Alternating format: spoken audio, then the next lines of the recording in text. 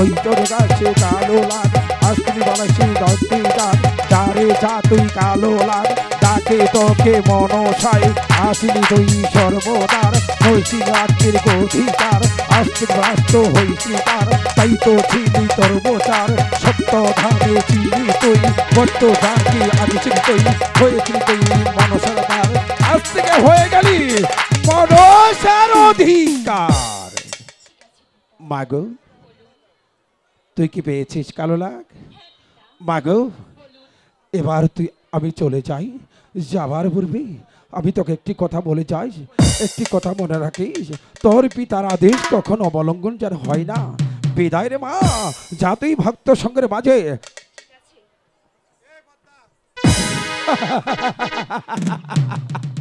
মাগো মা, তুই তো কালো লাগের অধিকার নিয়েছিস, কিন্তু কে করবে তোর দেবীত্ব স্বীকার? কোথায় পাবি তুই পূজা? কে করবে তোর দেবীত্ব পূজা?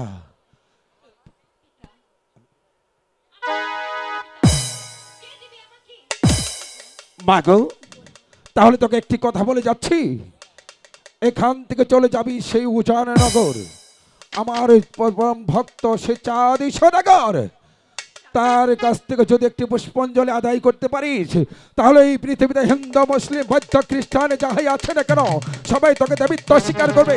আর সেখান থেকে যদি হস্ত ফিরে আসিস সবাই তোকে কালী পদ্মা বলে সাধ করবে। বিদায় মা, বিদায়। হ্যালো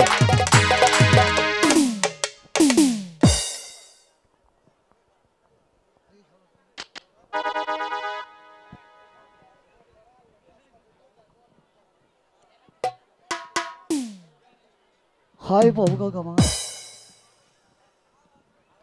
আমি কি বলবো? মা বললো ওরে গণেশ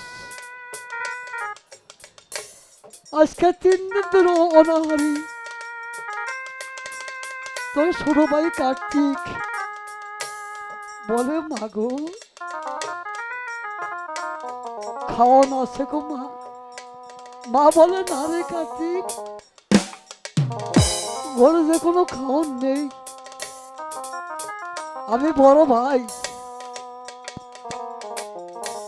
আমি চুপে চুপে শুনলাম এ কথার কার্তিকে বললো আমি আজকে মাঠে আসি কাজ করতে, পরের বাড়ি কাজ করে কিছু ময়না পাবো, এই জন্য আমার মাকে নিয়ে বাইকে নিয়ে আমি 1 ফুট ভাত খাবো। আমার হৃদয় ফাটিয়া যায়। আমার পিতা বড় বড় চলে গেছে, বলছে ওরে গণেশ তোর ভাইকে তোর মাকে দেখে দেখিস।